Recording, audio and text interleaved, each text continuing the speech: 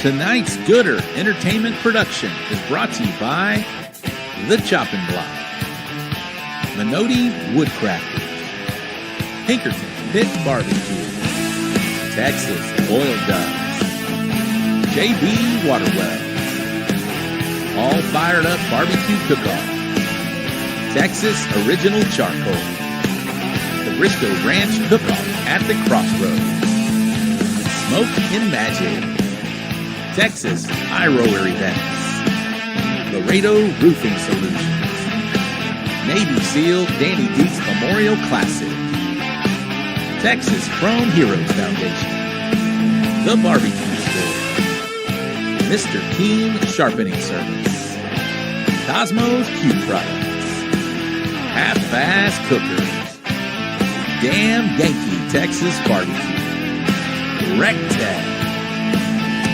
Quattro D Drums, We Branded Promotions, Texas Barbecue Bash, and Bull Printing Wraps and Graphics. Thank you for supporting the So Smokin' Gooder Show.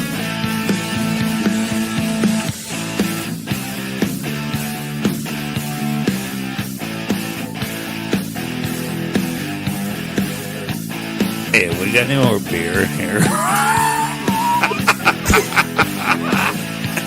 All right, I'm sorry. I won't talk again. I'm sorry. All right, go ahead, Robbie. If you're gonna put it in the box, put it in the box.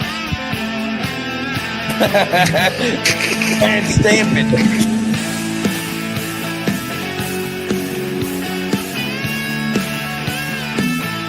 Hey there, everybody. This is Aaron, the Retro Guy, host of the Morning Roast Radio Show, and you're locked in to the So Smokin' Gooder Show. Give it to them, fellas.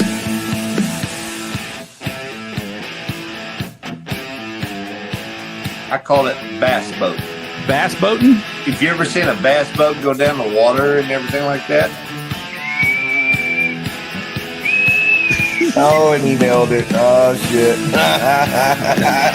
Hashtag bass boat.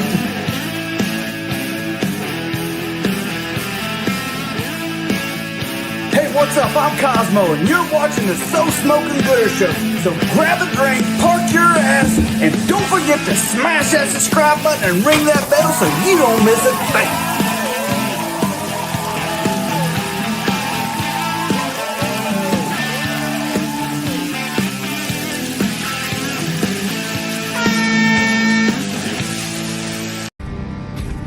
Well, let me be straight up.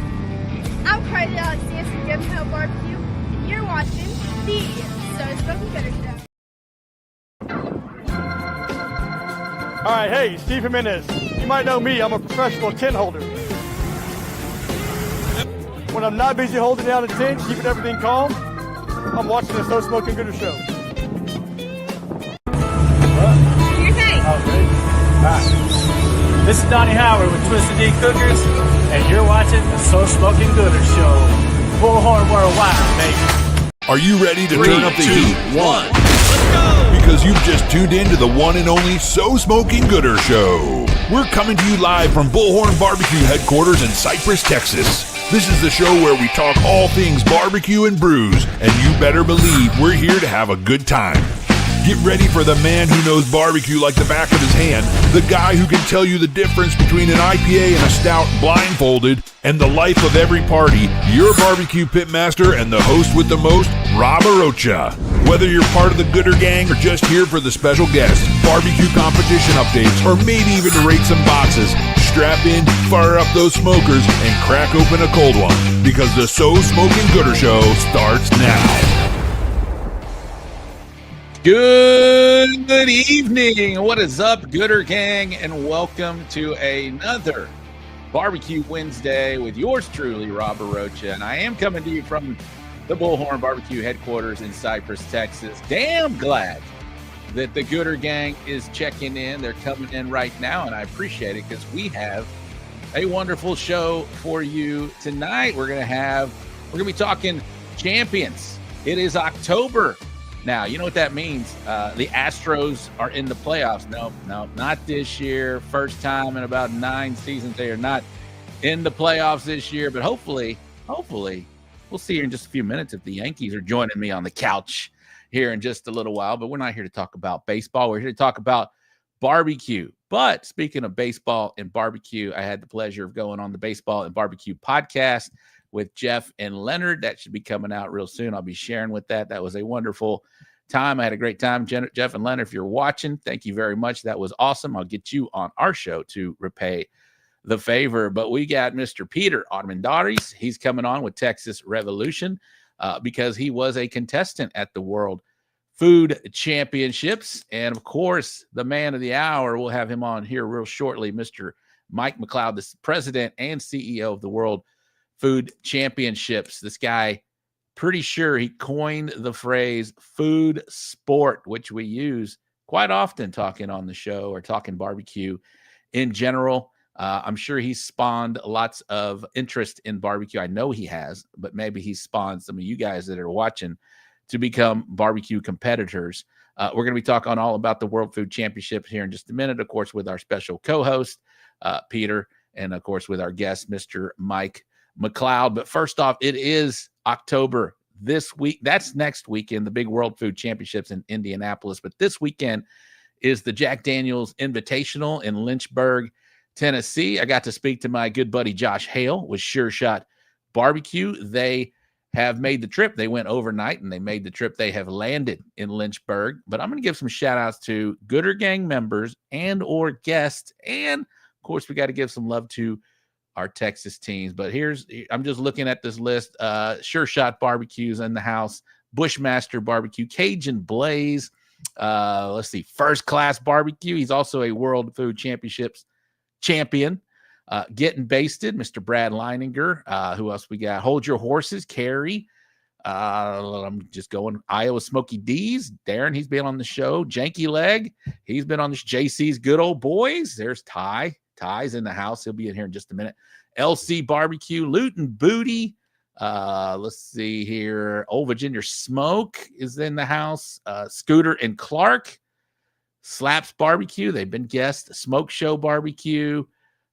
Smellacue's in the house from Team Canada. Let's see here. I'm sure I'm missing West Texas. Kirkendall, I know, is in the house somewhere on here. There he is, Kirkendall. All right. That's either the Texas teams. I'm pretty sure I got them all. Scooter and Clark. Did I say Scooter and Clark? They're in the house. West Texas Smoke. Yeah, pretty much. I wanted to make sure I hit them up. But Ty, get in here real quick before we get to the guest. Yeah. There he is. Ty is checking in. Where are you at, Ty? Producer Ty, welcome to the show. Thank you very much, bro. Thank you very much, sir. I'm actually at my father's house in Smithville, Tennessee. It's just a little bit east of Nashville, so I'll be making the trek down to Lynchburg tomorrow evening or Friday morning.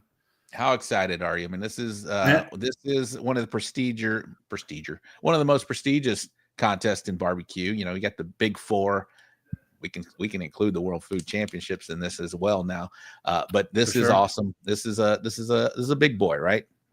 Well, yeah, absolutely. You hear everybody talk about it, and I've heard Tom Clark, the owner and pitmaster for JC's Good Old Boys and competition barbecue team, but you hear the people that have wanted to go to certain events, and then finally he gets his bung drawn and he gets to go to it. I think it's amazing, the story. I think it's amazing the atmosphere it's going to be, and I'm excited to get there. I actually get to meet up with one of my old military buddies that after he got out of the military, he was one of the barrel rollers at the Jack Daniel's distillery, Jason Bobo. So shout out to Jason Bobo. Very nice, Ty. Well, I hope you get to experience it all, take in everything you can. Belle Clark's in the house. She is a competitor. She's going to be with Team Scooter and Clark. Whoever else is still watching, we'll do a rundown real quick because that's what we do on the show here before we get to. I don't want to keep Mike too long. Told him about 8:15 he'd get on. Let's do some shout outs to the Gooder Gang real quick because they are the best part of the show, and I appreciate each and every one of y'all watching. ZZ Top Fan First 10, Mr. Keen Sharpening Service with a super chat, $10. Like I said, don't let those people where you go and get like food service, they do nothing for you when you go to the counter and they flip that little iPad on and they want you to tip. Don't tip them. Tip us. That's how you can support the show, and I appreciate it. Wait, put it back. I got to read it. What's up, Gooder Gang? Homeball as well. He'll be cooking this weekend in Q for the blue and shirts. I'll be doing a little sharpening early Friday. So don't dilly-dally. Get knives to me early. All right. Teresa Edmondson, Me and Mr. Keen are celebrating 20 years of wedded bliss. Congratulations. That is amazing. Yes, absolutely. Let's go, Mr. Keen. We are. Larry Vaughn checking in afternoon from North Jersey. Chase Vincent in the house. What's up, Gooder Gang? Matt Casper, good evening. Yeah. What's up, gangsters? Steve Quinton in the house. What's up, Gooder Gang? Let's go. Steve Lozano, how are you? Firebox, howdy, y'all. I asked Caesar for a 99-cent super chat. I think he obliged here in a second there. Lorenzo, Meat Pimp in the house. Aaron Leslie, what's up, bitches? A Ron. Smoking D, what's up, everyone? Jaime Garcia, what's up? What's up? Uwe Braun, evening gals and guys. Smoking Gooder Show, let me head to YouTube. All right. Pit Life Barbecue, there's Johnny Maggs. My Pits Are Burning. Kevin Hernandez coming out with some new rubs. Y'all check out My Pits Are Burning. David Dunn, what's up, Rob? When's the first place CBA chicken going to cook? This weekend, my man. ZZ Top fan. Hopefully the energy is good tonight. I think so. Brian Stewart, hey, bud, got my hip fixed. Ready to cooking again. All right, I like it. There's the super chat gangsta tax. Not 99 cents. $1.99. There's Bell Clark. Hey, y'all. Let's see. Cook Shack Keating is in the house. Hawaii Barbecue in the house. Gabe Medina. Gabe, we got your put Gabe's logo. That's Bob's distributing up there. Ty, when you get a second. ZZ Top fan.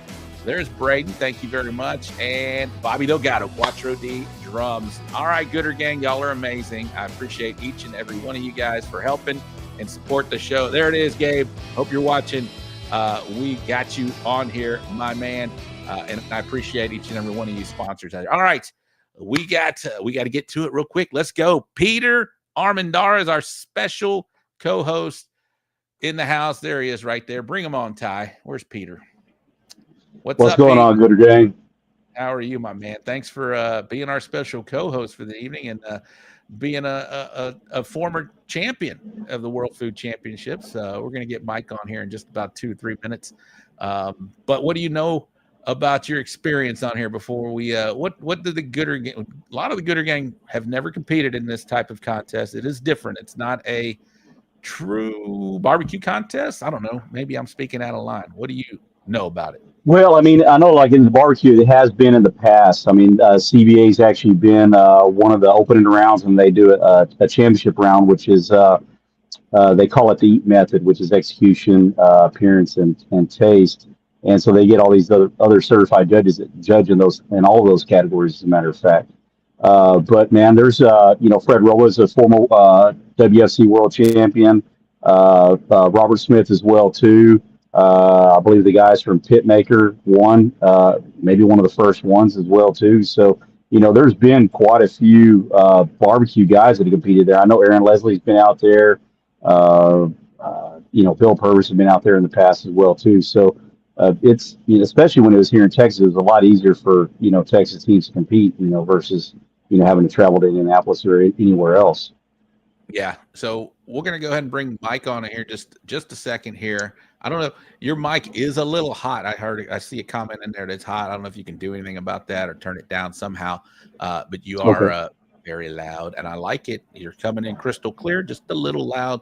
But we're going to talk to Mike for probably about 30 to 40 minutes, however long he's able to stay with us. And then we'll come back. And then I definitely want to talk Texas Revolution with you.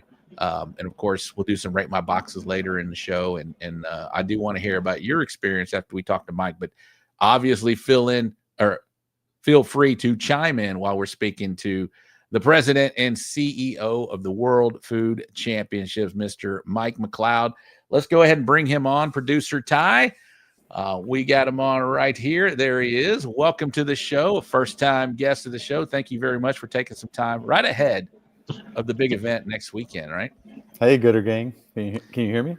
We can hear you just fine. I don't want to be as hot as Peter is. So Peter. Pull me back a little bit. He needs to take. Is it still hot right now? I think you're okay. I don't know. We'll work through it. But Mike, thanks for taking some time to join us here on the show. We appreciate it very much. Where are you set up at? Are you at home, or are you already up in there? Yeah, I'm at home right now, and I'm not too far north of Ty Cobb. Actually, I'm in my hometown is Cookeville, Tennessee. So he said he was in Smithville, He's been shout out between... Cookville. My dad used to work at that Sam's. There you go. I passed by there just a few minutes ago. I was coming in on 2 wheels to get here in time. I had to go deliver some Kentucky Fried Chicken to my mom. It's her birthday. Oh. She loves Kentucky Fried Chicken. Happy birthday to your mom, and thank you very much for coming on in hot. Absolutely. Coming in hot. We'll introduce yourself to the Gooder Gang, please. I know I've been saying you're the president and CEO of the World Food Championships. I do.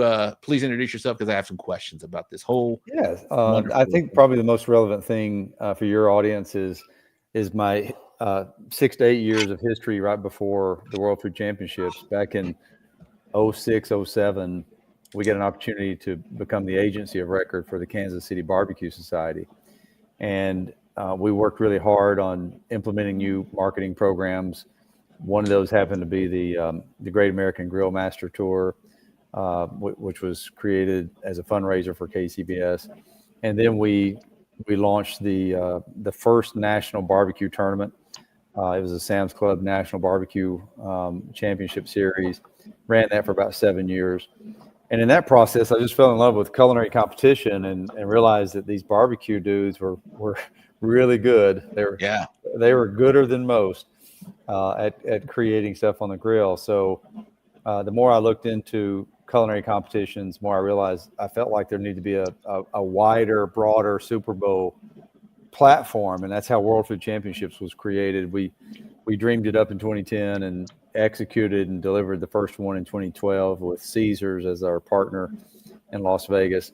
Oh wow! And we've been hanging on to the tail of the tiger ever since, trying to move, as you said earlier, move food sport into a well-known lexicon and a well-recognized sport and passion for a lot of people. So that's pretty much what I work on day in and day out, and have implemented a lot of different programs for different brands across the barbecue spectrum ever since 2006. But right now we're focused on creating the biggest, fairest, most rewarding competition platform out there, and that's what we're going to do again next week in Indianapolis.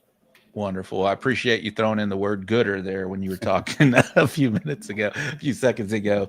But it's official lingo here in it is Tennessee. Right on this show anyway. It is. But yeah, so you've had a lot of history in barbecue and you got to experience that side of things. In your mind, what did this World Food Championships look like when you first kind of birthed it, and what do you remember about that moment of like, all right, this is where I want to take this versus where it is right now, which is pretty impressive, pretty amazing. Well, it was a hot mess when we first started it.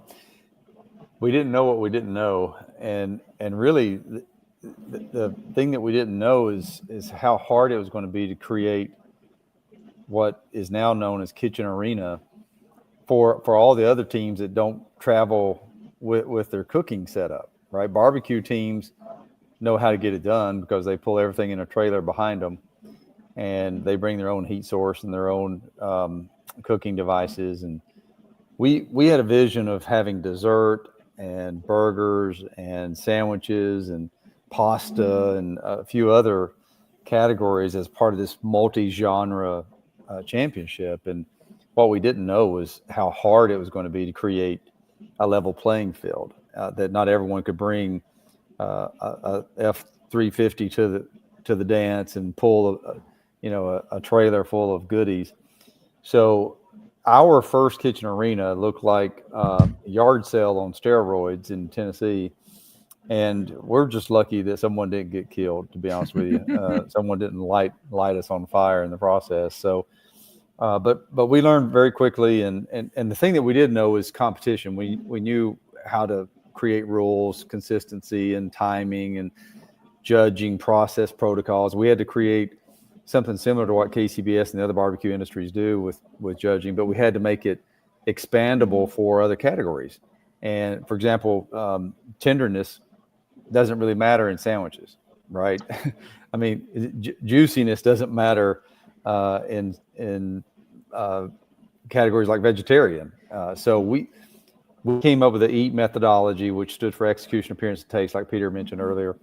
And we felt like at the time, and we still do after a dozen years, we feel like every dish that you ever create can be judged with the EAT methodology, giving us a fantastic sanctioning strategy if we want to expand our wings a little bit. But so I'm real proud about that process. I'm real proud of where we've brought the kitchen arena. We used to think we had to do all this outside, and now we do it inside. And the unfortunate thing has been always trying to plug barbecue or chili as close as possible to the building where we're doing the inside. We've made indoor cooking as sexy as you can make it, and the barbecue guys and chili guys still have to be outdoors because you can't bring all that stuff indoors based on fire codes. And so we've struggled over the years to figure out how do we make those two feel connected. Mm-hmm. And I feel like in Indianapolis this year, this game plan, we got pretty close last year, but this year's is 10 times better. We feel like we have the perfect segue between barbecue to tailgate to indoors, and then from indoors to tailgate to barbecue. So we're really excited to get on the ground next week.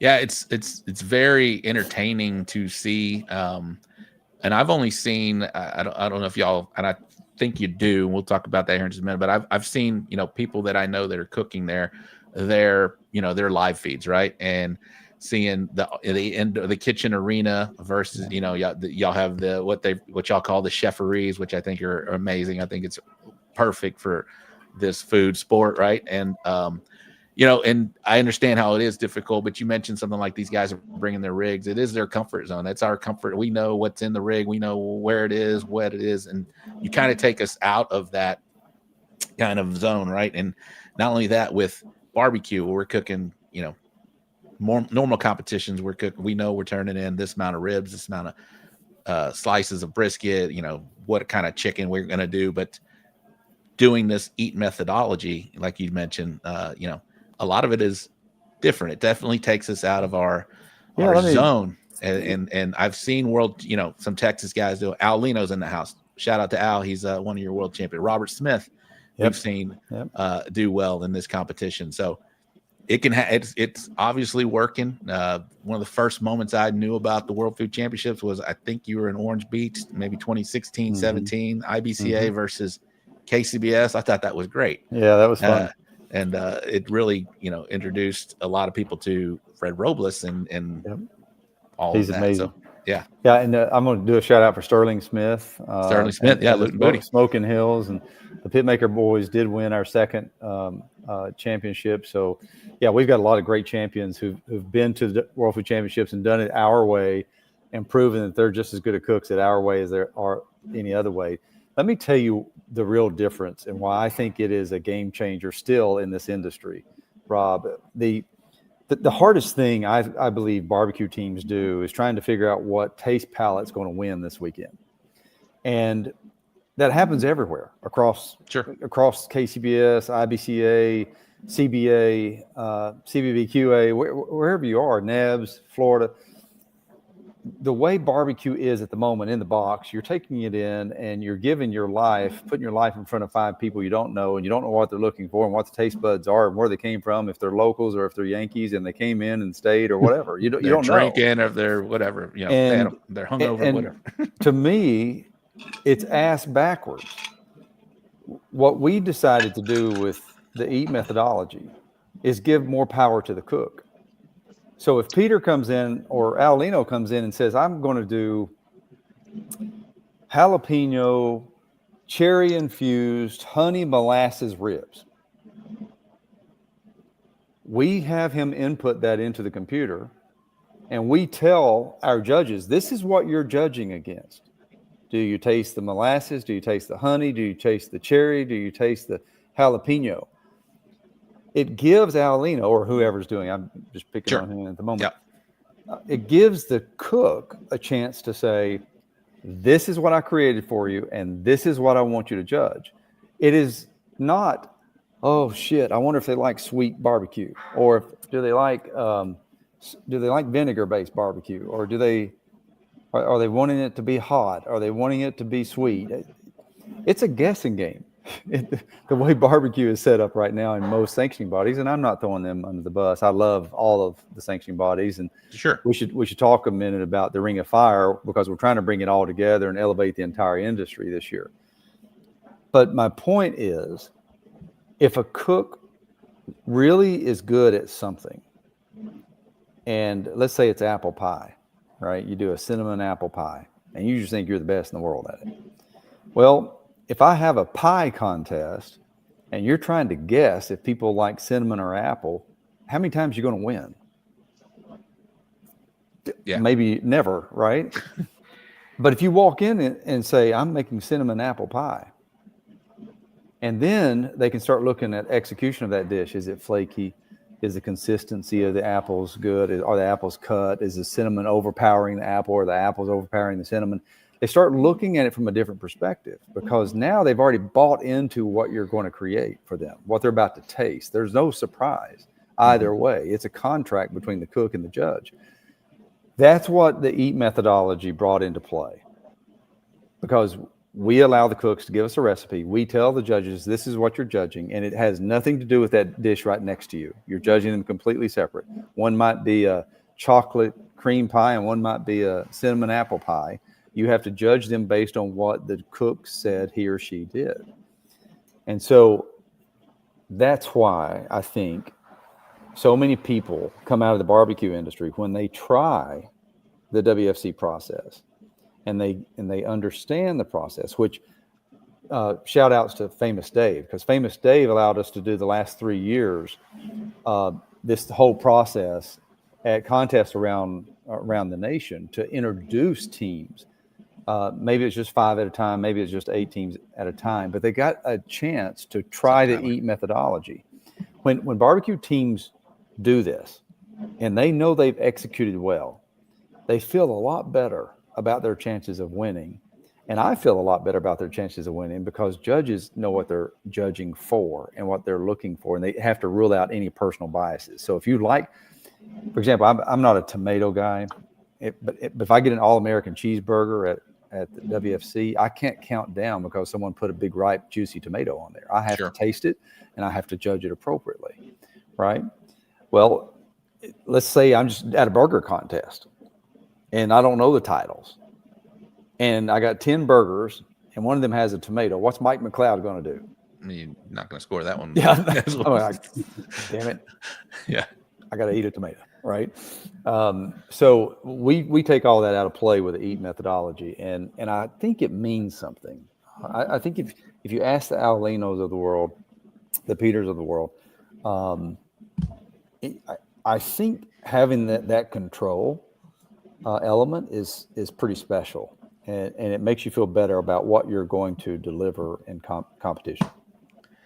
You just you took away a little my anxiety about it, because as a true barbecue guy, you've seen some of the shows that are on television, say Barbecue Brawl, right, where it's called a barbecue show. Out of the 8 weeks of barbecue, there's really like one live fire style of barbecue. The rest of it is more a chefy type show. But the fact that I love the fact that you mentioned that, and I had no idea because I've never competed there yet, but the fact that you have to basically tell a story prior to putting your plate together, and that definitely comes with your score and execution. So if you're really trying to sell your food before they bite it, and really you want to match that expectation with what you put on a plate, I think it's genius, and it's really cool, and it's definitely different from any other style of competition. I've got another wrinkle I can go into. Sorry, Peter. Let me get this out. Unless you've got a commercial break you got to go to. Can we? No, you're good. Okay. Unless you got to pee, boys. I may need to do that shortly. The other thing that we've really tried to create a tough competition. We know we're not the biggest in barbecue. Now we're one of the biggest out there when you consider all the teams that come into all of our categories. We'll have 400 teams next week in Indianapolis. But in barbecue, we only have about 35, 40 teams. But you've got to navigate a culinary gauntlet to win the barbecue category now. Day one is 3 proteins. So you'll do your ribs and brisket and I think this year we're doing tailgate as a theme. So who knows what is going to be in tailgate, but it has to be a protein. So you'll have to do 3, and you have to be out of 40 teams. You have to be in the top 20 to advance to the next day. The next day you do a wild card. And the cool thing about wild card is that you have to present it to our judging panel, which is mostly Famous Dave's experts and Dave Anderson. So you have to not only cook something great, but then you have to walk in front of them and say, here's what I've made for you today, and here's why it's wonderful. And I think this is going to be the best tomahawk you've ever put your teeth in, or whatever it is that you've made. And then the top 5 from that 20 go to the Ring of Fire, which is the finals. And you have to cook both outdoors and indoors. The last hour is going to be indoors for plating and prep. So you've got to navigate those 3 challenges at the World Food Championships. And it's one of the reasons. And then if you win that as the barbecue champion, you get to go to the final table where we're competing for 150 grand now. Damn. And you have to compete 3 more times based on local category challenges and wherever we are with the final table. Here lately it's been Bentonville because of Sam's Club and Walmart, our sponsors. But 6 times you have to win, actually 7 to get into the contest. You have to win 6 times to get to the ultimate final payday. You win 10 grand along the way, and you get to hopefully the big payday. That's why I call it culinary gauntlet. And so you've got some blind judging, even though it's not in a box, it's on a silver platter. You don't get to represent, but you gave us a recipe, right? And our judges have to judge that. And then you go to a live panel, and then you go to a second live panel, and then you go to the final table with 3 more live panels. There's nothing like it in barbecue. No, that is a gauntlet for sure. It is a gauntlet, and one of these days I think it'll get its rightful due in the lexicon of food sport. But that's the way it is right now. And I'll shut up and let Peter talk because I know he's probably chomping at the bit there. No, I mean, really, I mean, that was basically what I was going to say is like, one of the coolest aspects of, the judging process, especially in the championship rounds or like in the wild card round on barbecue, is that you actually get to present your dish, in front of the judges live. And that way you can describe it because, they can, they may get a different feel for, why you, created that dish, and you get to tell your story of whatever you want it to be. And I think that's one of the coolest things is that aspect of it. And it's not just, well, let me guess what this thing is and why they did what they did. And, there's, I've been able to, meet some amazing, competitors from around the country and around the world because of food sport, because of barbecue, because of steaks, and because of WFC, and people that, I never would have met, any other way. And I think it's pretty awesome in that regard. Because you get different elements of flavor based on maybe where they're from or what they, or what they want to showcase based on where we're at that time. So, I mean, that's one of the cool things. John McFadden, he's an Aussie, and he won that overall WFC the year that Smitty and I, went to the final table as well too. And, I met him. We were going to the food pantry to go grab a few different things. And we started talking, before any of us actually even competed that year. And then coming to find out that we were going to be getting to go head to head, that next spring. So, it's a lot of really good, amazing people. You got to see, some of the creations that, the barbecue guys are doing. And, I'd put a lot of the barbecue guys' creativity up against, any of the other categories as well, too, But at the end of the day, it all comes down to execution. No matter what we do, even if we're turning in a styrofoam box, it all comes down to execution. I love it. There's a lot of your former champions or former competitors in here. Fred Robles, he made a great comment. World Food Championships final table is one of the coolest experiences I've had for a barbecue guy going against some of the best chefs out there. And the ending up second place was awesome.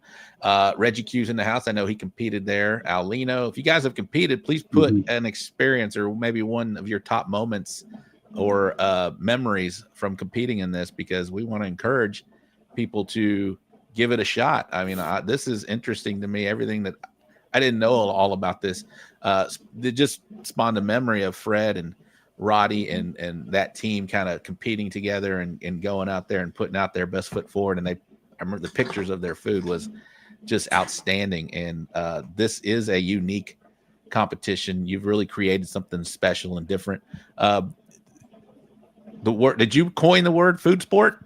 Is that you? One of the best and worst things I've ever done. I didn't trademark it, so that was the worst part. But yeah, we started using that terminology to try to sell sponsorships because we were trying to set ourselves apart. You know, why this is just a barbecue competition? And we were like, no, this is more than a barbecue competition. And some people just try to say, well, it's just a chef battle, top chef battle. No. It's more than that. You got to do it. There's 350 teams doing it. So food sport just became one of those lexicon things that we started utilizing and didn't really understand or think that is ever going to become such a nomenclature for the industry. But glad it did, and we still talk about it day in, day out. We try to educate consumers. We'll have probably 15,000-ish consumers come through next weekend in Indianapolis, and we're constantly on the MC and using our digital boards and stuff to explain what they're watching, what they're seeing, and that the next food star could be born right here out of this program. And one of the programs that we did create out of World Food Championships based on our relationships with Sam's Club and Walmart over the years is a super chef program that we implement coast to coast, border to border. We do demonstrations, high-end cuisine demonstrations and sampling in about 350 Sam's Clubs across the country, and trying to take it to all 600 Sam's Clubs. So there are certain pockets of the country where we just don't have food champ representation in, and we need the food champs to come to WFC, understand our process, understand branding, understand what an ambassador means when you go out there on behalf of WFC or on behalf of Sam's Club, and then you can go right into the program and you can make pretty good money doing what you love. I think, Peter, we probably used you in our smoke show program in September. I hope we did. We did, yeah. I did. I was in the DFW and Plano area the last couple weeks, and then of course last weekend I was competing at the Jambo Shootout. But no, it's really cool because it's funny because sometimes you actually run into judges or barbecue competitors that you know, just so happen to be, you know, walking into the store that day. Yeah. But you know, it's interesting because, you know, every store you go to has got a different demographic, and you know, some may want pork, some may not want beef, and you know, you kind of see those different interactions through there. I will say this, and is that we did a California pulled pork layer salad, but we're handing that out in the middle of DFW. So I don't know if that was the best choice for that name of that dish. But you know, I thought it was kind of funny. That probably is a little oversight on our part. We try to bring some standardization to it, and that way we have one recipe going on in 50 different places. But yeah, California stuff in Texas might not be a good strategy. You mentioned the gauntlet, right? And you said something, you throw a nugget out there. Well, they have to win 7 to get in. So what are the qualifications? How do you become a competitor in this? Well, strictly because this is a barbecue show, strictly from our side of how do we get into that thing? So really, you just have to win a golden ticket, which is another thing we came up with in this whole industry. I'm sure you've seen it elsewhere. I've seen them elsewhere. You know, we started that in 2012, and I trademarked it. Someone needed to. Someone just needs to follow behind me and trademark everything. But so you just have to win your way in, and then you have to win the gauntlet, right? You have to go through our system at the event. And right now, the primary way to get in is through Famous Dave's All-Star Barbecue Series. And it's not that complicated. That we had 10 contests this year, and hopefully one was near most everyone we know. We moved that around a little bit, modified each year. But we do have some grandfathered events. That would be an exclusive series if they had about 30 contests, because we wouldn't be able to take more than 50, 60 teams based on our current land mass at the event. But they only did 10 this year. So we grandfathered some contests in Memphis in May, We were able to bring some winners in from there. And the Ring of Fire is bringing in the champion from the Royal, champion from the Jack, champion from Memphis and May, the Kansas City Invitational, and then the CBA out of Texas. There are some other events that have been around for a long time that we've known since 2012 that always get 1 or 2 golden tickets for their barbecue contest, and the winners of those contests come in.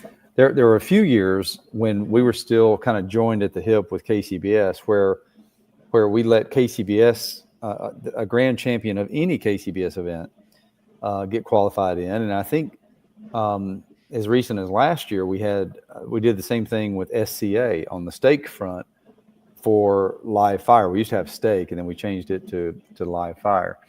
So we're constantly looking at ways to funnel the teams in. Once we know what Famous Days is going to do for 2026, we'll release a bunch of qualifying gateways in January when we announce everything. I will tell you this, a little bit of news for you. We have a big Texas qualifier coming back online in 2026. It's going to be either in Port Aransas or in Corpus Christi.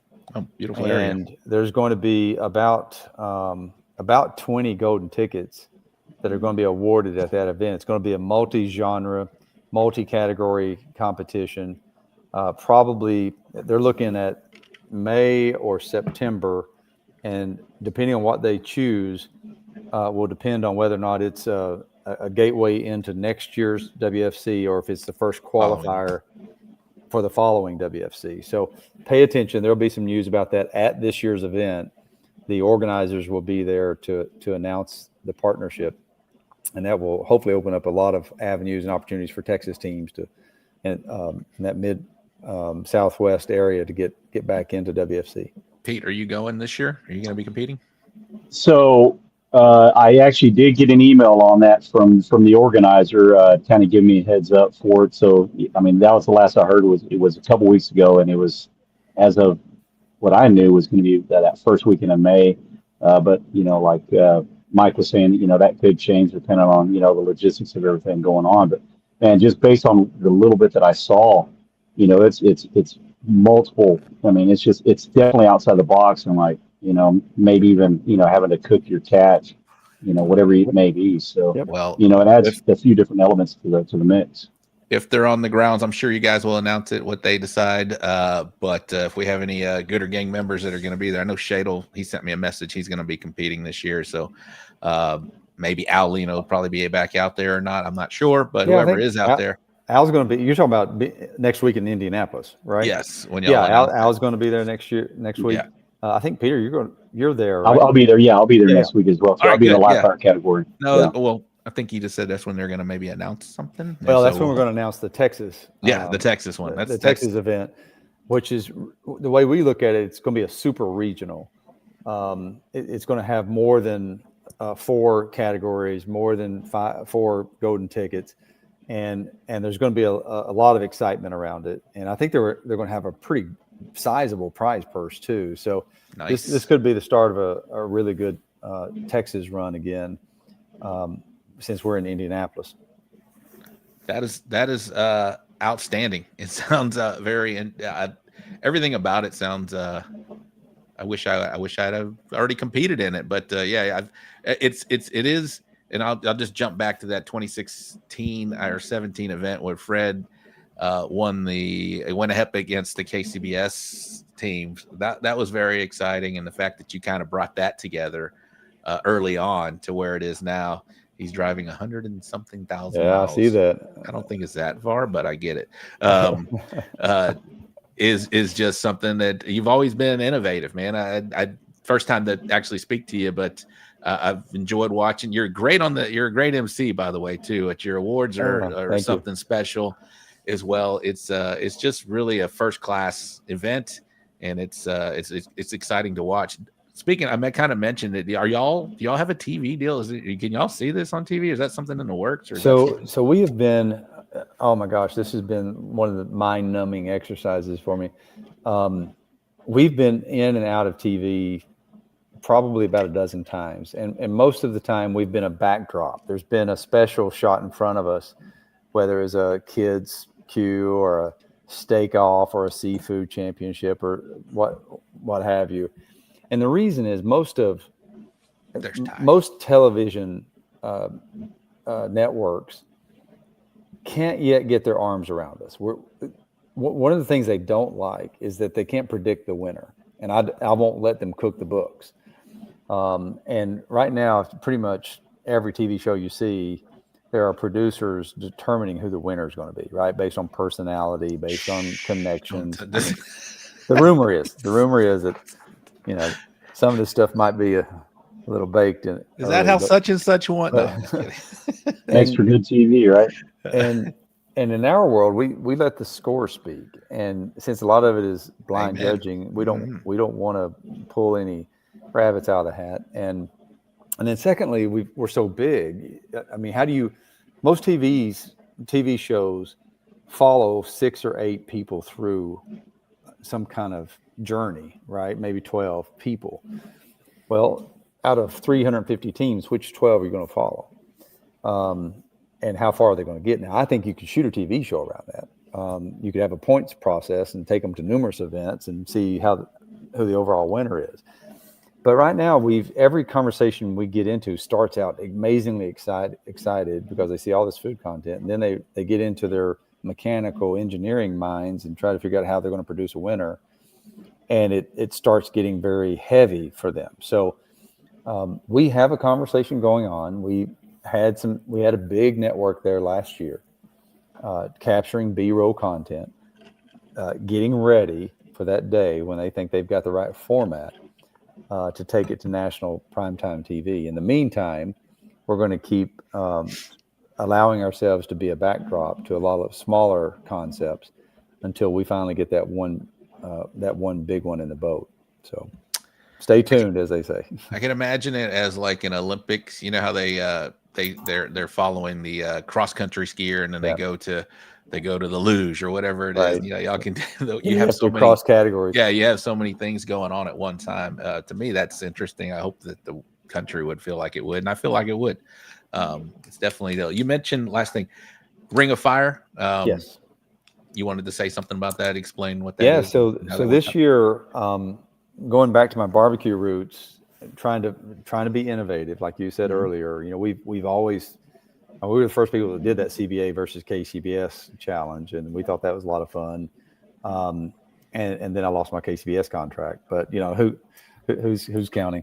But we on the Ring of Fire front, I'm going back to what I always said when we were in the barbecue industry, and that is there's too many silos. There's not an aggregated strategy. Can you imagine NASCAR being what NASCAR is without a points chase? Can you imagine the NFL or the Dallas Cowboys in your neck of the woods or Houston Texans being who they are without the rest of the NFL and a Super Bowl, right? I think, or I have thought, and we are implementing this year, that you should be able to take the winners from the Houston Livestock, from Jack, from Royal, from KCBS, from Memphis in May, and from World Food Championships, and you ought to throw them in a room and see who comes out the winner. And this is our first step in that direction. So we invited the winners of all those, and except for Houston Livestock, they didn't want to play ball with us this year. We will next year probably.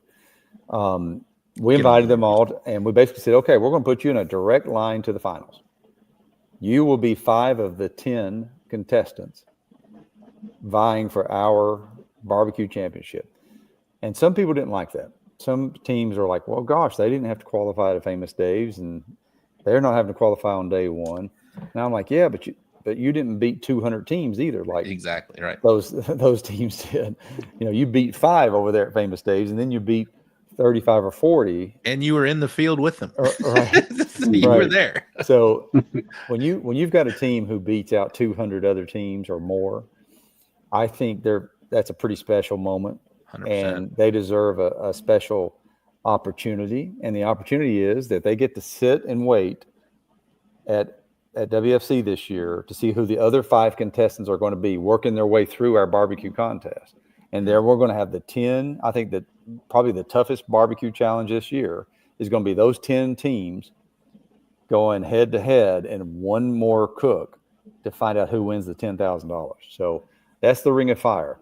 And in the future, what I believe could happen and what I'd like to see happen is that Ring of Fire concept not only happens at WFC, but it is transportable. Imagine that our winner at WFC gets to go at the Royal and compete in the Ring of Fire because the Royal is hosting it this year. And then the following year, Memphis in May is hosting the Ring of Fire, and so on and so forth. That's what I think about. Those are the things I look at. How do you move the industry? Where is the needle or the knob that you turn to move the entire industry in a positive direction? If we can get this done, where you've got all the majors getting behind a barbecue championship that is portable, guess what? We get Verizon or AT&T, MasterCard, we get Ford, we get the big advertisers. Us will come on too. It's like you, right? Little fender sticker.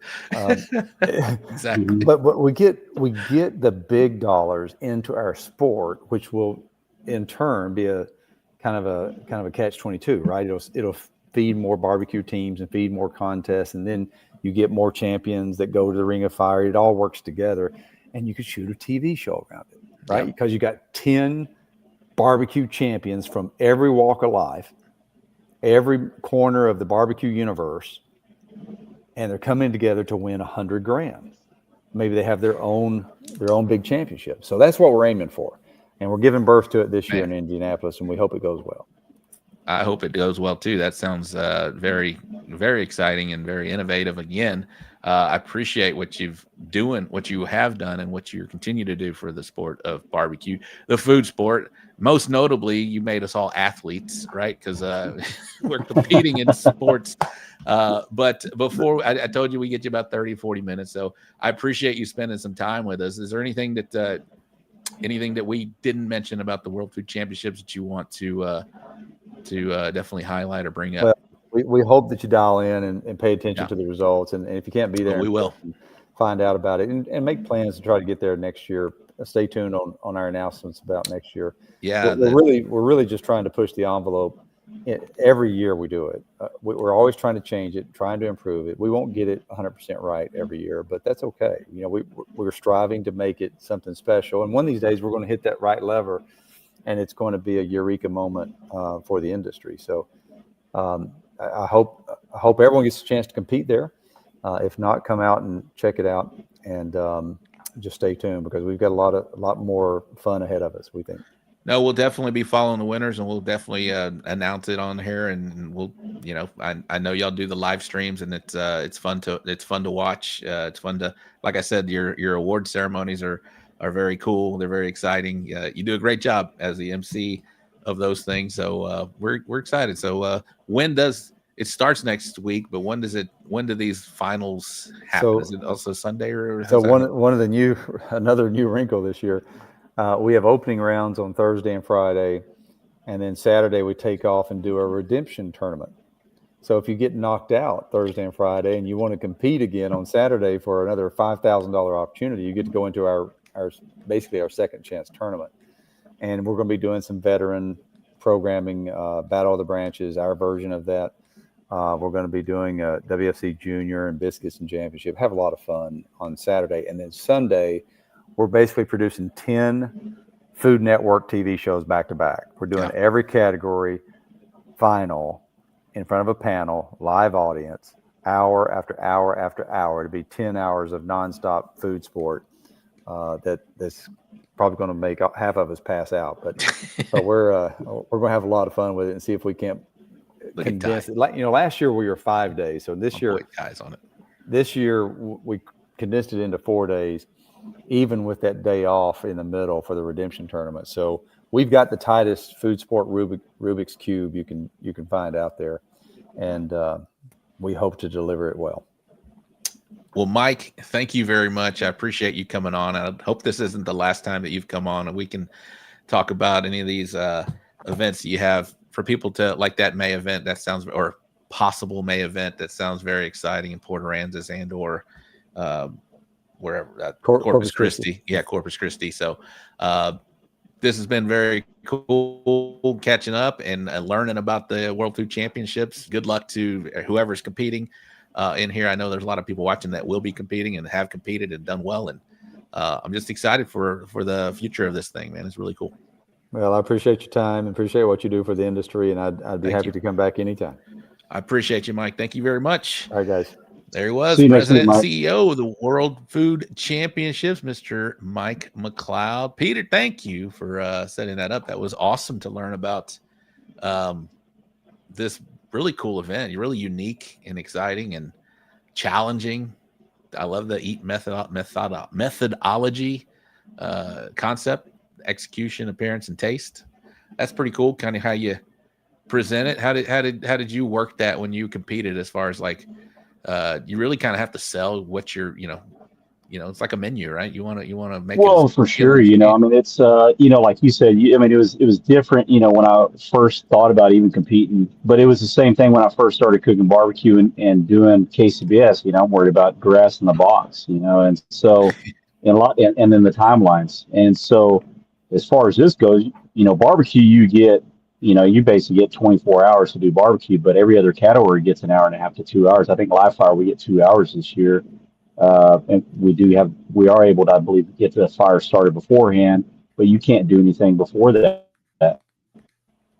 And so, the cool things that Mike didn't talk about too, is that there is going to be a mystery ingredient in the championship round that they will announce at the cooks meeting. Whatever that may be, I have no idea, but each category is going to be something a little bit different. But it's if you like to eat and you like to go out to eat, it's one of those things. What can I do? Maybe to stretch those boundaries, or to showcase whatever you cook at home or whatever it may be. But I know the first 2 years I was at, it was SCA portion the first round, and then it was a chef category.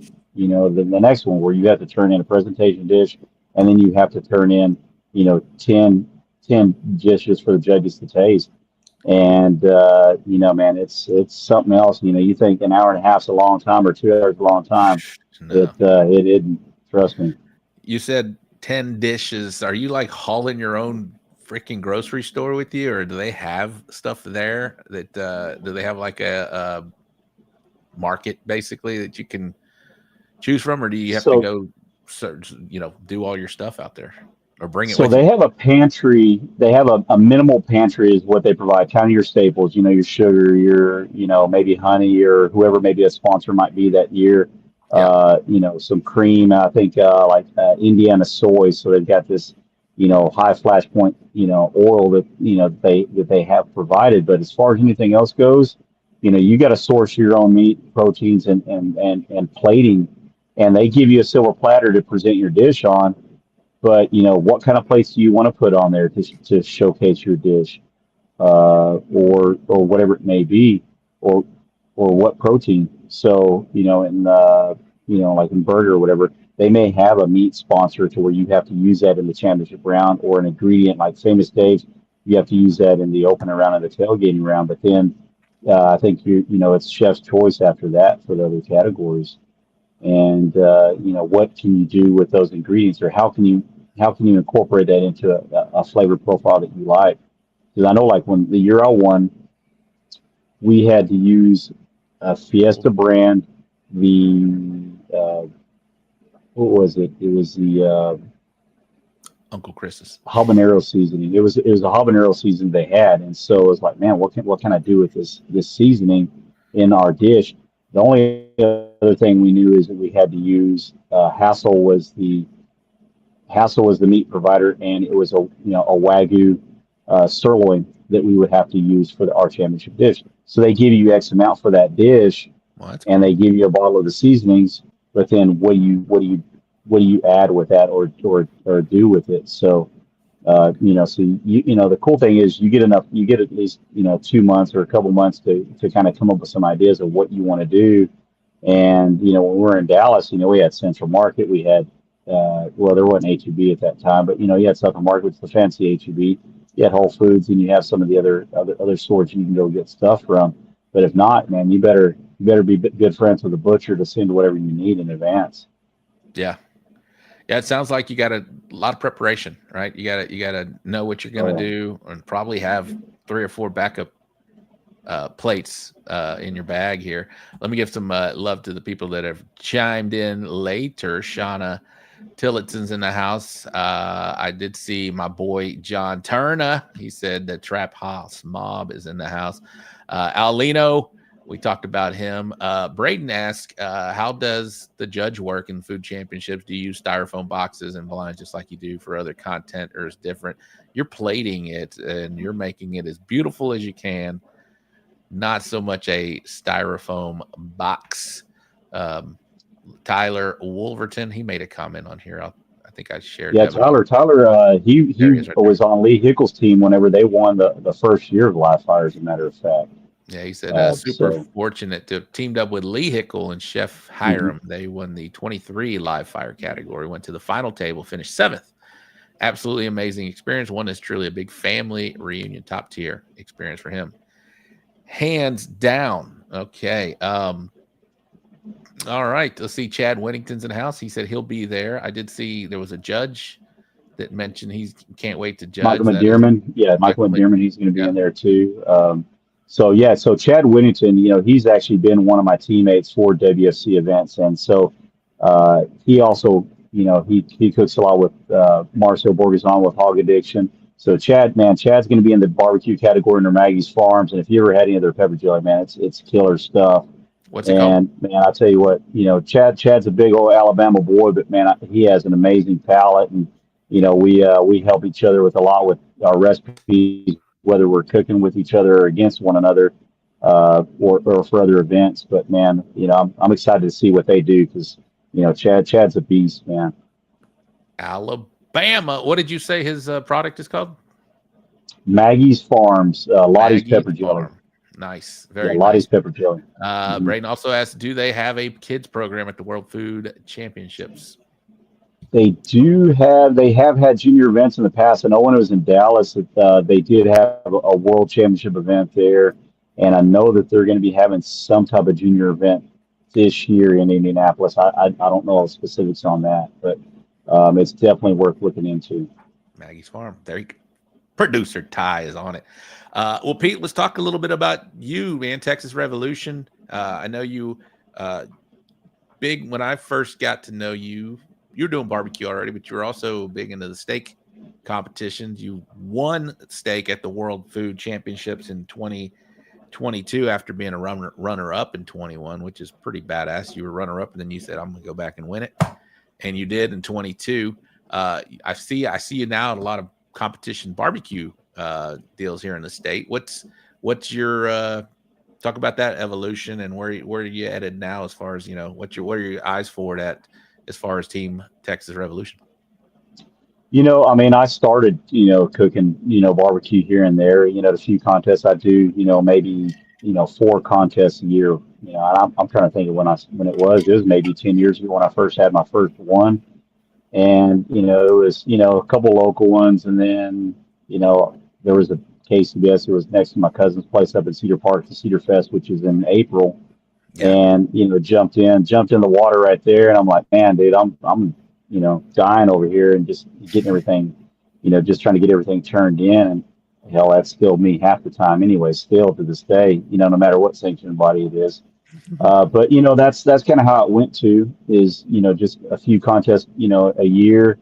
And then, you know, 2019, I did a couple state contests, you know, had, you know, some minor success through there.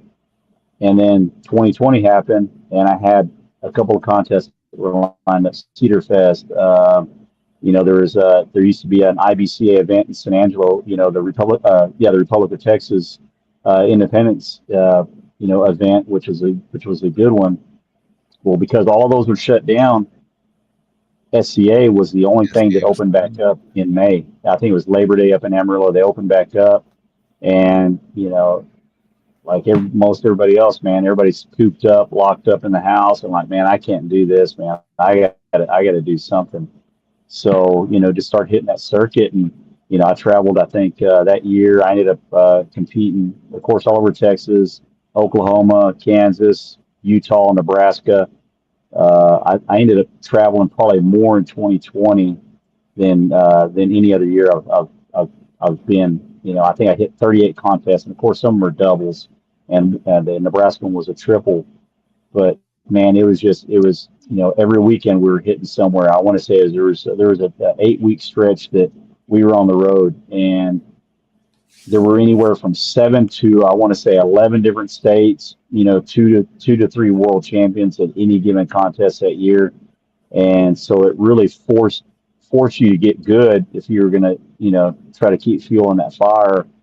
But it also, during that same time, helped build those relationships, because I felt like, when I first started barbecue, man, nobody wanted to talk to anybody. I see me and I don't know anybody who's out there. I think now it's a little bit different now with social media, and now with the online classes that are going, that, the world's shrank during that time frame. And so more and more people are out there and just talking to one another. And then once you see each other on the trail, after a while, like, well, I guess this person's all right, or you start seeing somebody do good, and then, you're saying, well, who is that? And so that's kind of where it's gone for me. And because of SCA, that's how I qualified for SCA, or the WFC, and competed and gone from there. Well, you're also doing very well in barbecue now. I feel like you're definitely, you said you cut your chops there, and then you kind of had to go, you turn to that, you pivot to that, but you're back at it, man. You're doing very well. I get to see you all the time and on the trail, and I love it. For those that don't know, Pete is the one without the lid on his cowboy hat. Are you not? We're not. Yeah. You got a lid on right now. I got it right here. There it is. I got it right here. So yeah, that's his cueing style right there. Well, we are gonna. I know Braden said we didn't get a Mount Rushmore or barbecue homie. We're going to do that right now while we got our guest, Mr. Peter. I kind of gave him a heads up. We're going to be talking to Mike for most of the time, but I did want to touch in with Peter. I do want to get his Mount Rushmore of barbecue and his barbecue homie. And then, of course, if you guys got some boxes, we're going to go to 9:30 tonight. So if you have some boxes, send them into Martin Ty Cobb on Facebook, and we will get them in there. But, Pete, I want you to think about it. I'm going to bring producer Ty in here so you can think about your Mount Rushmore. That's 4 people on your mountain. You've seen it. You know what we do here. People that have inspired you, helped you along the way, or whatever it may be. And then you get one in the gift shop. And, of course, your barbecue homie is somebody that you call often or you talk barbecue with. And the gumball, Mr. Eddie Morales came up with the gumball to where it's if your homie don't answer, who's that next phone call with? But, Ty, get in here, producer Ty. What was that? Oh, yeah, this is my question. Peter, do me a favor. Wax poetic about this movie for me. Oh, man, it's Bloods and Bro right there, man. So it was we actually shot that in Dallas or in the DFW area. Oh, and back up. Are you in this? I'm in that one. Yeah, I'm in that one. I was telling you, you had an IMDb page, and that's one of the things I noticed. I just thought it's cool as hell. So go ahead, sir. So Bloods and Bro, man, it's a B, I don't want to say slasher film, but man, it's it's kind of one of those cool old B movies, man, from like the 70s and 80s, and it's got good looking women, got some blood, got some killing, and all of the above.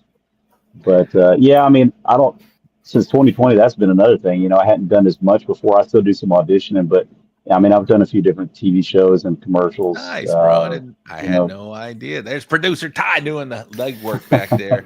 Yeah, this kind of segues right into what I wanted to ask, Rob. Like with what Mr. McCloud was talking about with the EAT method. I think that's wonderful, because it's almost like you're turning in an Olympic dive. There's a measure of difficulty from the beginning. You set that forth. You have to present that orally, and you also there's some blinds, there's live cooks. I just think this brings out the personality, and this cues itself very well to being a TV show. And I think you just need big personalities that are like your panel. You shoot it like the Olympics, and I think it'd be great. Like have a big panel, and there's so many cool personalities in barbecue, and I just can't wait to see them on the bigger screen. You know what I'm saying? Absolutely. Oh man, they've had Bo Jackson as I think a judge in there. They've had Mark Henry, who's judged the barbecue category as well too. Of course, man. the world's strongest man. You had Bob Lilly, Harry Sue, Leanne Whippen. I mean, so you've had some big name, people in the barbecue world that you get to, present your dishes to. This summer I got to do a live fire. I got invited, WFC invited myself. Chad Winnington was up there. My buddy Arthur Cross as well, too, who's another teammate.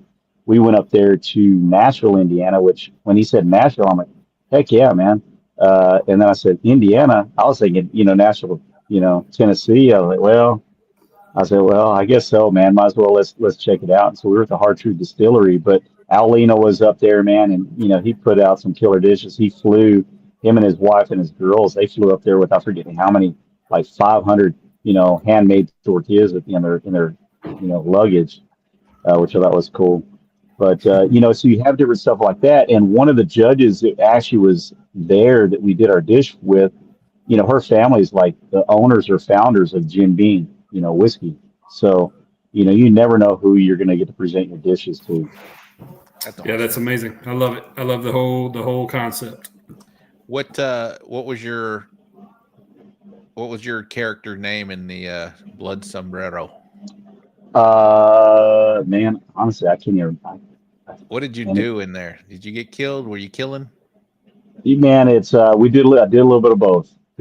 So so my acting career typically goes to where I'm going to die somewhere in whether it's Queen of the South or From Dusk Till Dawn, the TV series or whatever. But yeah, typically my character doesn't finish out the. You were Ziggy. Ziggy, okay. Ziggy. Yeah, it's been a few years since we shot that, but it was fun. He was Ziggy. Awesome. I'm going to go find that. Ty, send me wherever you can find that. I'm going to have to go find that. Pete, this has been awesome, bro. All right. Ty's going to play some music. Let's do it, man. Let's talk about your barbecue. You can do it. You can do steak. You can go wherever the hell you want with this thing. But who's on your Mount Rushmore of yours, man? I think, I have to say, heck, I was hanging out with one of them this weekend, and they're at the Jambo Shootout. Aaron Leslie's, one of them. I mean, he was already killing it when I first started. He's a beast. When you think about brisket, he's the guy, out here in Texas. Him, Fred's another one. I've never said that to these guys before too, but I know when I first started cooking, I started seeing them, and it's a big inspiration for me, to see what they do, and the trails, how hard they hit those trails, and no matter where they go, the quality of barbecue, that they put out there, and their awards show for it. So two of those guys are, huge. I first met Fred, I guess, was it the first year I actually competed at WFC. I think that was the first time I actually met him, and he was cooking out there by himself, and made this big ass tomahawk ribeye and mashed potatoes and stuff, and so I had to chat with him a little bit, and I think that's how he probably remembered me, is I got to talk with him, and I didn't win that year. I won the next year, like I said, but those two for sure. Man, I mean, you could probably put, man, I mean, there's like anybody else, there's always, a bunch of people that want to leave off the list. Bill Purvis is another one up there. He hadn't been as long as maybe some of the other guys, but man, I mean, how much has he done, in the amount of time he's been there? Won San Antonio. I mean, he's won all these places and stuff, and then it's killer as far as that goes. LC's probably the other one up there. These guys, man, it's amazing what they do and how many other people they've trained. throughout the process, whether it's live in those classes. You could probably put, Clarence Joseph up there, man. He doesn't compete anymore, but how many of those world champions actually, train from him? Is he in your gift shop? I know that's 5 that I just named right there, but there's a lot more I could put. Well, you could put Clarence in the gift shop. I don't think we got a Clarence bobblehead just yet. Who's the bobblehead? He's in the gift shop for you. So I guess you could say Clarence Joseph right in there, man. There you go. I mean, all right. I met him. It was funny because I met him in January 21 at was it Wharton? They had that big Wharton cook-off that year in January. They were doing a trailer away. Yeah. And I went with a buddy of mine, Joe Fuentes, who doesn't really compete anymore. He's too busy catering out in the oil fields. We went there and said, hey, man, we're going to sit up next to some friends of mine. And, he's over here. He's hanging out with Stupid Beer, Clarence Joseph. I don't know if CJ showed up that weekend too. But you had Stupid Beer's brother-in-law now, out there too. And so I had no idea who any of these guys were. The next thing I know is, oh yeah, dude, he just won San Antonio, a couple times. So I thought it was pretty cool, and just getting to talk with him and just kind of get an idea of feedback, about some of the things we turned in. That's a great list. You had, I like how Ty put it on there. Aaron, Leslie, Bitches, Fred Prez, Robles, Uncle Bill Purvis, and Phil Friggin Breeden. And you got Mr. CJ Clarence Joseph in the gift shop. All right. Well, barbecue homie time. Who's your barbecue homie, man? So there's 3 guys I talk with. But I will say, my teammate, Chad Winton. Chad Winton, we're calling each other, all the time, just fleshing out recipes. And, he's probably the number 1 on there, but I can't leave out the Pit Pirates or Jared Williams, man, because I talk with those guys probably just as much too. So, Pit Pirates, those guys are up in Amarillo, and we met all on the SCA circuit. And actually, that's how I met Chad too, is all cooking SCA. Chad's the guy that I met at the shed, right? At the shed, yeah. At the shed, man. Good dude. Yeah, we had a beer or 2 together out there. He's a good dude. Yeah. So, man, like I said, he's a beast. Lottie's Pepper Jelly, Maggie's Farms. It's really good stuff. But, man, I tell you what, that guy right there can cook. And if you ever ask Marcio how good a cook he is, Marcio might say he's all right. So, But that's how I met all these guys, man, and was fortunate to be able to cook was SCA, and I've been fortunate to be able to cook with Marcio and them up at Hogs for the Cause, and also in Virginia, at Galax, Virginia, and we those guys have done pretty well, and I'm fortunate to be able to be part of their team, on occasion. Wonderful. All right, are y'all ready to rate some boxes before we get out of here? And Peter, thanks very much for taking the time and doing this, and good luck this coming or next weekend, man. That's pretty cool. Go out there and do it I again. appreciate that, man. Yeah. I appreciate you having me on. We've talked, at different times about it and stuff. And so grateful to be out here, man. I love it. All right. Ty, let's get a few boxes on here. We'll get out of here. We'll try and shoot around that 9:30, 9:35 mark. My goodness. Starting out strong. I need to do my poker face. My bad. Ty, you can get in here and rate today. Let's get in here and rate, since you're going to be in Lynchburg, Tennessee, washing the hell out of some dishes. Professional Jack Daniels World Invitational. So you're going to be in Lynchburg with Ty? Yes, sir. I'll be flying, or I flew into Nashville today. I'll be going down. Tom Clark is the pit master for JC's Good Old Boys Competition Barbecue Team, and I am his tactical dishwasher. I love it. Tactical. Cool.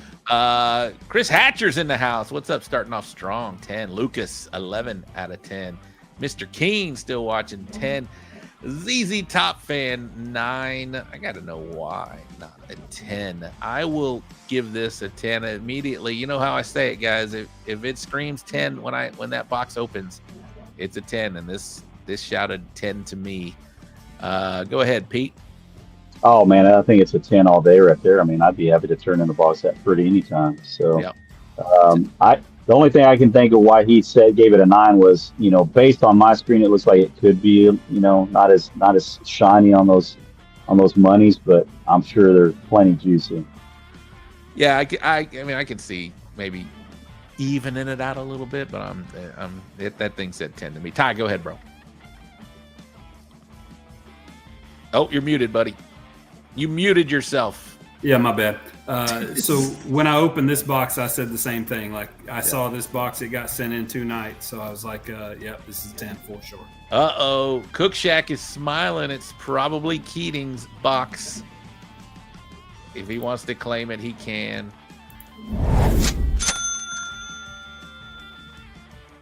This beautiful pork box. I like it. All right, next.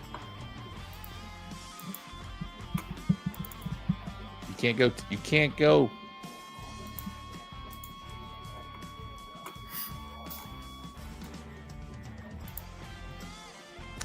I will just say something real quick. Besides, clean your lens, people. Clean your lens. But before we get to rating the actual meat here, for me anyway, y'all go ahead and start rating. Y'all go ahead and start bringing it on here. I'm going to do something real simple here. The placement of the foil. Do you see how you see a lot of foil on the back end, a lot of foil on the front end, not so much on the sides? Flip that around, because you just want to see the meat. If you're going to have foil on there, it needs to be on the side, not in front and rear. Pete, what do you say about just the foil aspect of this thing? I want to flip that around. I can see what you're saying right there. Yeah. I never thought about that, actually, honestly, man. But that's definitely. I think that's definitely a good pointer, honestly. Because if it were the other way around, or just turned 90 degrees, that back slice, you wouldn't even see the foil, and that's, to me, you'll probably see one later that looks like that. What I'm talking about. All right, let's judge the meat now. We got a 9. We got a 9. A 9. A 6. Clean your camera. Yes, 9. 8 looks drier than a popcorn fart. Ty, you're up first, my man. 9, Cook Shack. Yeah, I'm going to give this a 9. I think just symmetry is why I'm giving it a 9. But it looks good otherwise to me. It maybe looks a little dry, but it also looks kind of shiny, so I'm not for sure. I'll go next. I'll let Pete go last. It's a low 9, almost a high 8, but I will give it a 9. That foil just, again, we don't judge the foil, but it just draws my eyes to it. As far as the meat is concerned, not bad. I'll give it a 9. So I can see why everybody's giving it a 9. I'd give it a 10 just based on from a cook's perspective, man, and then going back to their judging. I was like, I try not to get too picky on there, because the meat to me looks, pretty dang good. But I could see, where everybody else is going, where, as far as the placement goes, and, just be a little more symmetrical for sure. Okay. I do like that they trimmed it well, right? So it fit the box perfectly. I think that's a good job. Everything else looks okay. I gave it a 9. That's a good score. Not a 10 for me, but go ahead. Next, Mike Reyes gave it a 10. Daddy Dutch in the house gave it a 9. I do's like me some chicken. Here we go. If that thumb wasn't in the picture, my goodness. No, I'm just kidding. We are not judging thumbs. But this is what I'm talking about, the foil placement. This is exactly the opposite of what we just saw, right? Mm-hmm. So it's on the sides, right? It doesn't take it, and it's not on the front or the rear. ZZ Top Fan with a 10. Mr. Keen, 10. Cook Shack, 10. 9.75. It's not terrible. It's basically a 10. I'll go last on this because I love me some birds. Smoking D's. What's up, my man? That's Daniel for sure. Not 10. I think get some 11, says Braden. 10 on the Chickenberry uniform. Okay, Pete, you're up first. Man, I say give it a 10. I like they got that breast forward, and everything looks pretty consistent. They got that wingtip on there, so. Chris Hatcher's comments throw me off. 9, those 4 seeds are driving me crazy, though. Nice bird. Seeds. Are you talking about specs? Maybe some pepper flakes up front, Yeah. I guess. Okay. All right. I'm sorry. You gave it a 10, right, Pete? I gave it a 10, yeah. All right. Ty, go ahead, bro. This is another one. I absolutely love the color of this chicken. I give it a 10 as well. Yeah, I like the bass boating.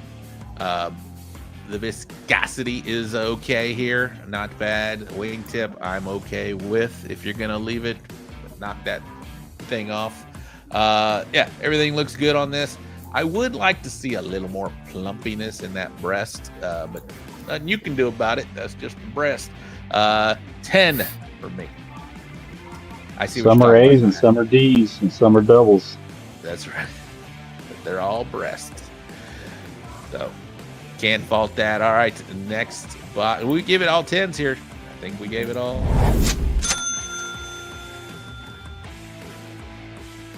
Bird. What's this? Good job on the bird. I'm going to go ahead and say it. That was Richie's. James Ritchie's. Firebox Barbecue, both of those boxes were mine. The wife did the foil on the brisket box, and it was too late to change when I caught it. All right, cool. All right. Hope you weren't too hard on her. Lorenzo, 10. Mr. Keen, an 8. Lorenzo is the self-proclaimed meat pimp. I like it. I like it. Lucas, 7. Bit of a hot mess. Here's another example. So Firebox knows James Ritchie. He knew. It's like, not the foil, but this is what we're talking about here. Leave it on the sides, not the front and the rear. 8, Mr. Keen. 7. Okay, here we go. I'm sorry. 8, too sloppy. Hatcher. 8, ZZ Top Fan. Looks juicy. 8, clean it up some. Steven Lozano. 7. I'll go first here. I don't like the edges on this thing. I don't like the uniformity of the burn ends. I can get behind. The execution, not so much. And the slices, there's a lot of black, a lot of 8 for me. I bet it tastes great. Ty, go ahead. Yeah, I'm going to be an 8 as well for a lot of the same reasons. There's little specks on the burn ends, and then there's all kinds of stuff on the actual slices of brisket. So Braden gave it a 7. The meatloaf. All right, Pete. I give it a 7. I'm sorry, 8. Man, I think on this one, if you'd have probably blocked those edges, I'm not a big fan of blocking, but in this brisket, I think it would have helped it in that regard. Like you said, man, it probably tastes pretty dang good, though. Good point. Yeah. That whole left side Blocking here would have been. I'm not a fan of that either. However, here I can understand. Was it Bobby's? He said, "Damn, come on." I don't know who that was. And Bobby, and you don't out them if they want to own it. They are welcome to. We're all just trying to be helpful here. This is all we're just doing on appearance here. Next box, Ty. 7, Mike Reyes.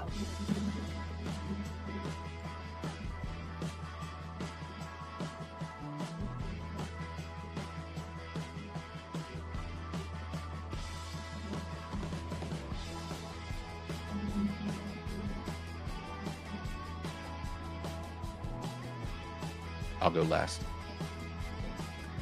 All right, Gooder Gang, do your thing. Now, this is perfect foil placement, boys and girls. They went to foil school. ZZ Top Fan with a 9. Mr. Keen, 9.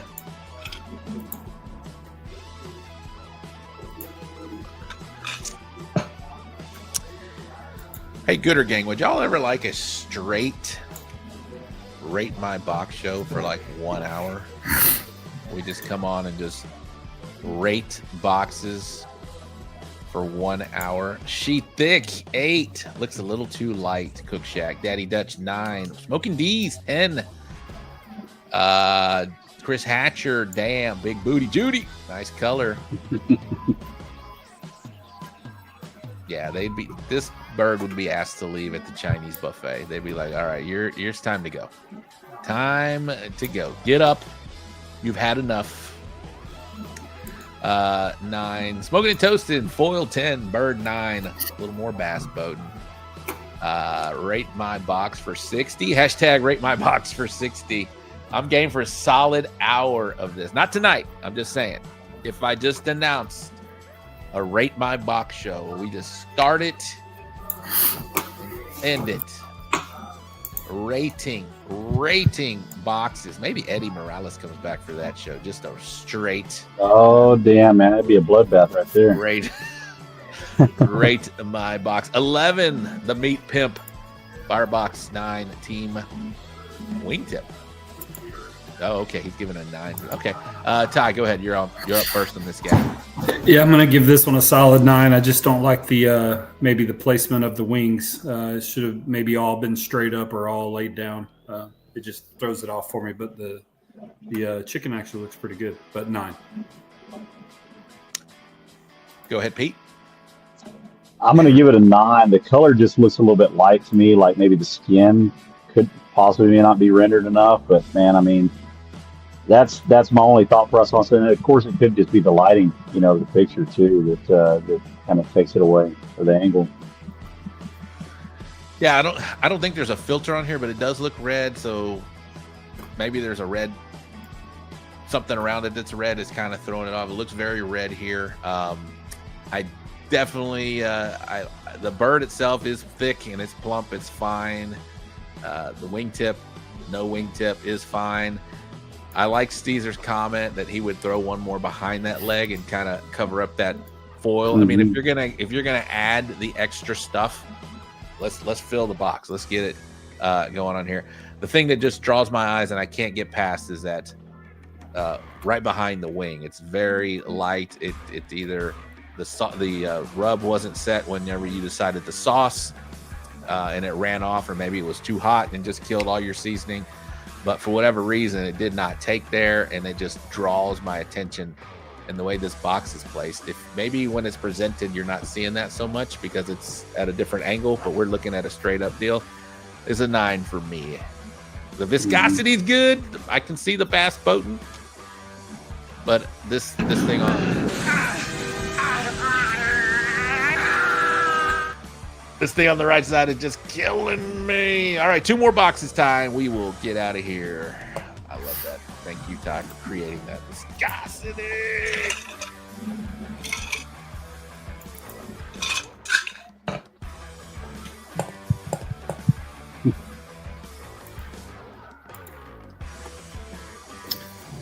Well, that picture's a little bit smaller than what I meant it to be, so sorry for whoever sent this box in. I think I cut off the side of your boxes. Sorry about that. It's okay. We know what's on the side of these boxes.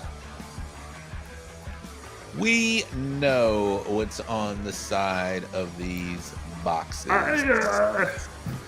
9-ish. I'd hand that in. Texas High Roller Events. That is Craig Oakes. He's got an event this weekend in Cuero, the Cuero Turkey Fest. If you guys know, you can get in on that right now. I think you can still get in on that. 10 Firebox, 9 Mr. Keen, ZZ Top Fan 9. Smoking and Toasting 10, but I bet that fell over in the judges' room. Yeah, it does look a little shaky. 9 Daddy Dutch, 9 Too Dark for Braden. Shout out to Braden, watching from the Upper East Coast. Did the Yankees win, Braden? Are you a Yankees fan?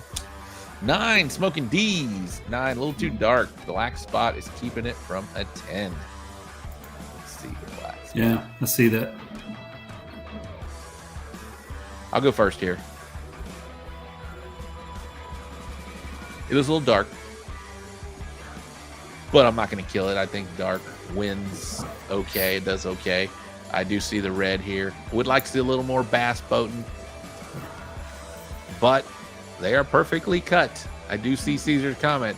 That one on the back left, I wish you kind of tilted it in, and it might be maybe already started that lean. to where it's not perfectly, straight. I'm not going to kill you too bad. It's a 10 for me. Go ahead, Ty. This is a solid 9. 1. I think Doug Olson. It's a 9. The only reason I give it a 9 is because of that black spot. So 9. Okay. All right. Doug Olson in the house. He hooked me up with a tow truck driver the other day. Thank you much, Doug. Yankees lost, and he's bringing me. We're not singing it, Frank, tonight. Sorry, Shane LeClaire. Go ahead, Peter. I'm going to give it a 9. Man, man, the reason why I say a 9 is just because of how dark they are. I mean, it could be the lighting again, but man, I will say, whoever cut them, looks like they cut them with a ruler. Man, I think they're freaking cut beautifully. So it could be a 10 based on the light. I like the toenails on the bottom. I personally would like you to flip those over and show those toenails up top. Be proud of them toenails. Yeah. And point them upward.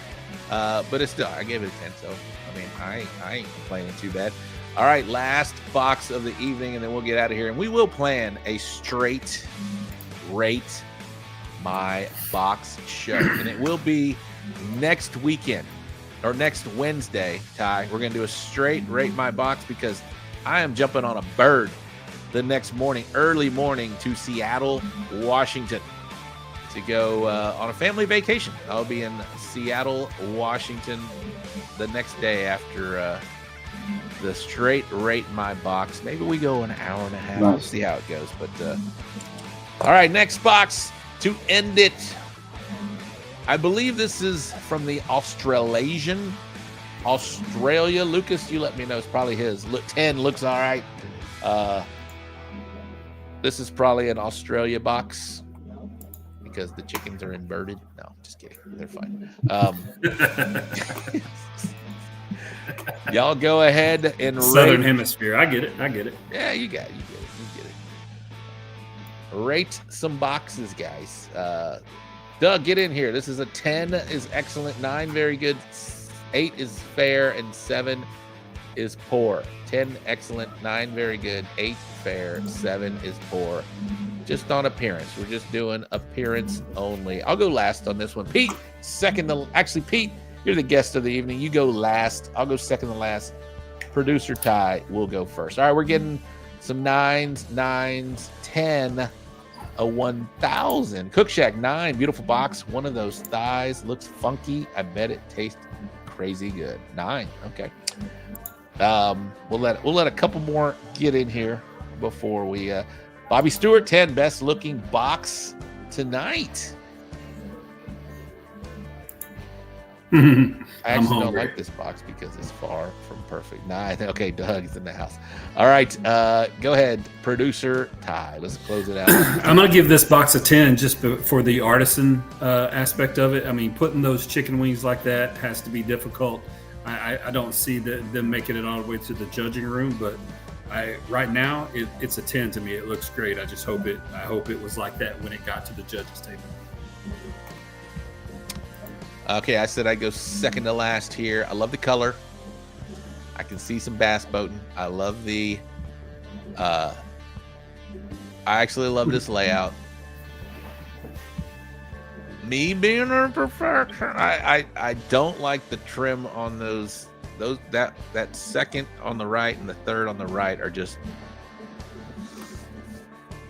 I can't get behind a full 10. Remember, it's got to just scream at me, and this looks good. It looks great, in fact, but I got to give it a 9. I'm so sorry. Pete? I'm going to give it a 10 despite that back one looking like a ham hock. Man, I do like the way those wings are lined up. They do look good. That, like you said, those two on the right look a little different, but that middle one could be also the way that wing's placed. But that last one, man, it does look like a ham hock to me. The placement, man, I bet you they. The placement, great job. Great execution on this, except for those two on the right. So that's what's killing me. And ham hock, it does look like a ham hock. All right, Pete, thank you so much for coming in tonight, man. You were a great co-host, and thanks for hooking that up with Mike McCloud, the president and CEO of the World Food Championships. Best of luck to you. Best of luck to all our friends cooking this weekend at the Jack and all over this country, wherever you're cooking, even Australia. Lucas may be cooking somewhere. But, yeah, thank you guys and gals, the Gooder Gang, for tuning in tonight. Next week, we will do a straight rate my box so that I don't have to book a guest. I don't have to be ready. I don't have to prep. We just got to rate some boxes, and then I'm jumping on a plane to Seattle to go watch my Texans. That's not the only reason I'm going. We're going to go bye-bye Yankees. Steven Older's in the house. He didn't even rate any boxes. Pete, I'll drop you down here, but don't go anywhere. I appreciate it. And then we'll get to producer Ty. Man, I appreciate you bringing me on again. Like I said. Yeah, I'm sorry, Pete. My bad. Any shout outs you want to give before we let you get out of here? My bad. My apologies. Man, good luck to all the guys that are competing this next week in the Jack and WFC. I want to thank my charcoal guy, man, Joe Machado, man, always hooking me up with the Texas Original. My buddy Lee Coronado as well too with That's One Barbecue Meat Hammer Rubs. But it's just anybody I meet out on the trail, man, it's always cool. I get to learn from a lot of y'all out there, and always trying to improve my game, man, because it's a big family. So I'm glad to be part of it. And man, like I said once again, man, thanks for having me on, and being a great ambassador.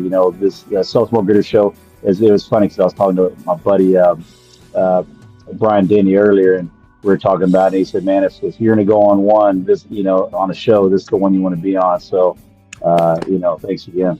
Thanks, Brian, and you, Pete. All right, well, thanks, Peter. You are awesome, and again, I can't thank you enough. And this isn't the last time we get you on, and they'll go win the World Food Championship. We'll see you next week, or the weekend after that. All right, we're going to drop you down. Don't go anywhere. I'm going to say bye to you backstage. Ty, get in here real quick. Yes, sir.